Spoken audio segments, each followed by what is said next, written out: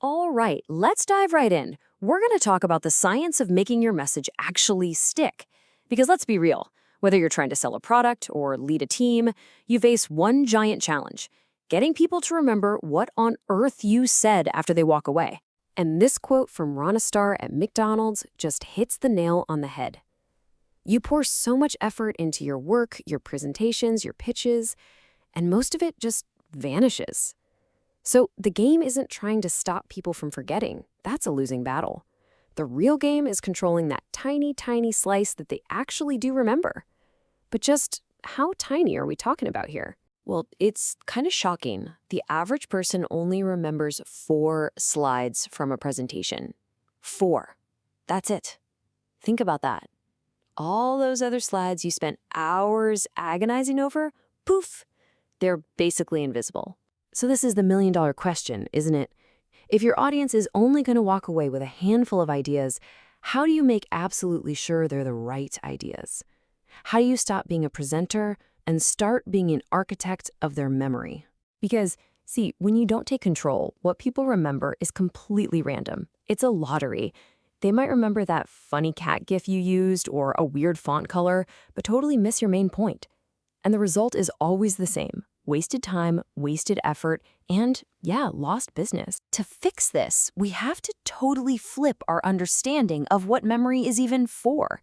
We tend to think of it like this dusty old filing cabinet in our brain, just for storing the past. But what if I told you its most important job has almost nothing to do with the past? Okay, get this. This is the core idea. Your brain is basically a prediction engine. Its number one job isn't to look back and reminisce. It's to constantly try and figure out what's going to happen next so it can keep you safe and successful. And what fuels that prediction engine?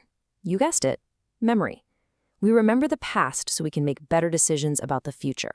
There's actually a cool scientific term for this. It's called prospective memory. It's not about remembering what you had for breakfast yesterday. It's about remembering to do something tomorrow. Remembering to call that client, remembering to choose your product off the shelf, remembering to actually use your advice. That's the stuff that matters. So how does it work in the wild?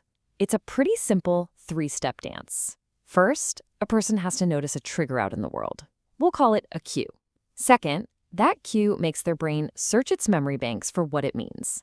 And third, if the memory is strong enough, they act. Our job is to build a solid bridge between those 3 steps. And that brings us to the solution. Now that we know the theory, let's talk about the practical tools. We're going to start with 2 of the most powerful ones in your toolkit: mastering those cues and using the power of surprise.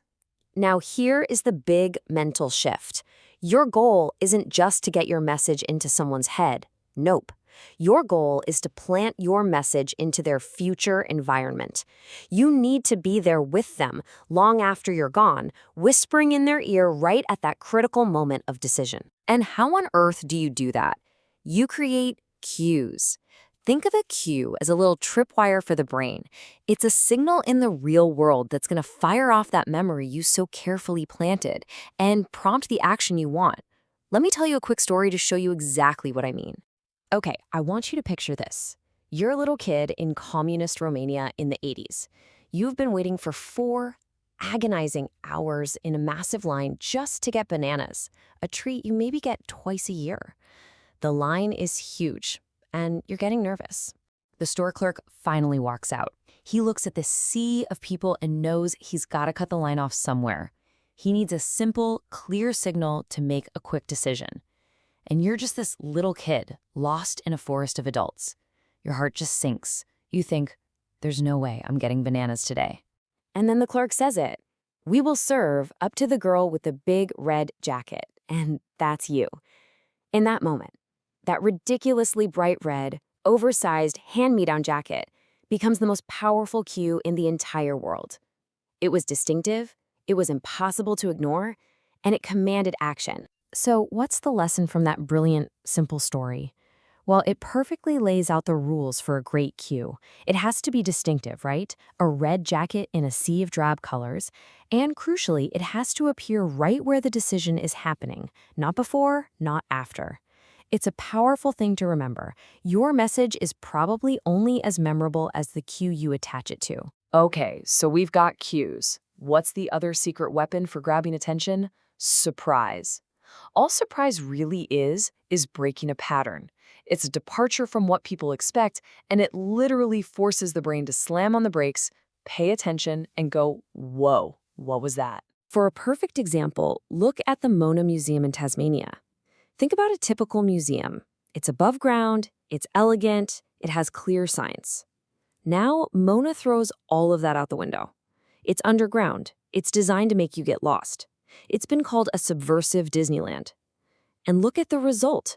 A typical museum visit is about 20 minutes. At Mona, people stay for over 5 hours. By shattering every expectation, they created something completely unforgettable.